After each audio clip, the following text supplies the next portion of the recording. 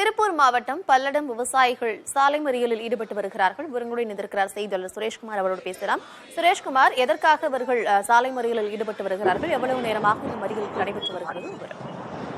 கார்த்திகா, கிட்டத்தட்ட ஒரு அரை மணி நேரத்துக்கு மேலாக இந்த சாலை மறியல் போராட்டம் என்பது நடைபெற்றது. தமிழ்நாடு அரசின் நியாய விலைக் கடைகளில் இந்தோனேஷியா போன்ற பகுதிகளில் இருந்து இறக்குமதி செய்யக்கூடிய பாமாயிலுக்கு பதிலாக தேங்காய் எண்ணெய், நிலக்கடலை எண்ணெய்களை மானிய விலையில் வழங்க கோரி இன்று பல்வேறு மாவட்டங்களில் விவசாயிகள் தரப்பில் போராட்டம் நடைபெற்றது.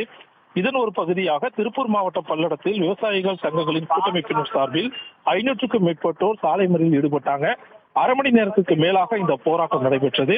அதாவது உள்நாட்டு எண்ணெய் வித்துக்களான தேங்காய், நிலக்கடலை, எள் உள்ளிட்ட எண்ணெய்களை ரேஷன் கடைகளில் பயன்படுத்த வேண்டும், மானியம் வழங்கி பயன்படுத்த வேண்டும்.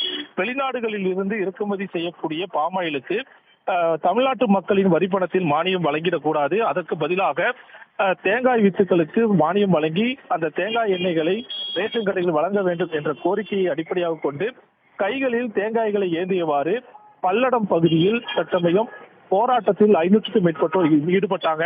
அப்போது பல்வேறு கட்ட கோஷங்களையும் எழுப்பினாங்க.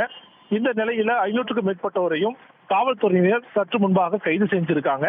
தற்சமயம் அவர்கள் கைது செய்யப்பட்டதோடு தொடர்ந்து இது போன்ற போராட்டங்கள் நாங்கள் முன்னெடுப்போம் என்ற ஒரு வலுவான ஒரு கோரிக்கையும் முன்வச்சுட்டு போயிருக்காங்க. கார்த்திகா, பல்வேறு கோரிக்கைகளை வலியுறுத்தி திருப்பூர் மாவட்டம் பல்லடத்தில் விவசாயிகள் போராட்டத்தில் ஈடுபட்டிருக்கிறார்கள். விவரங்களை வழங்கியமைக்கு நன்றி.